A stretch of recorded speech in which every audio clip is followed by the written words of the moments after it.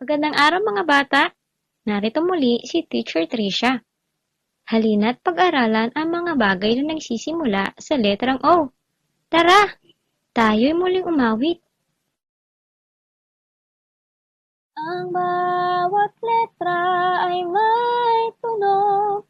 Halina't awitin at pakinggan natin ang ika-17 letra ng alpabeto ay letrang O.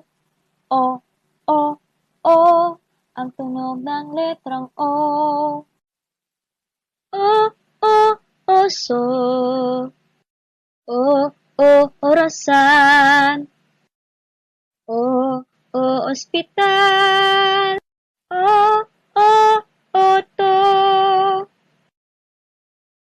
O, O, okra.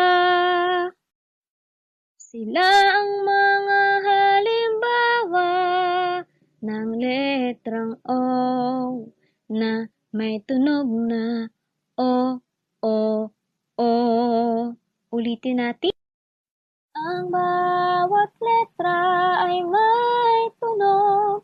Halina't awitin at pakinggan natin ang ika-17 letra ng alpabeto ay letrang O. O, O, O, ang tunog ng letrang O. O, O, oso. O, O, orasan. O, O, ospital. O, O, oto. O, O, okra. Sila ang mga halimbawa ng letrang O na may tunog na O, O, O.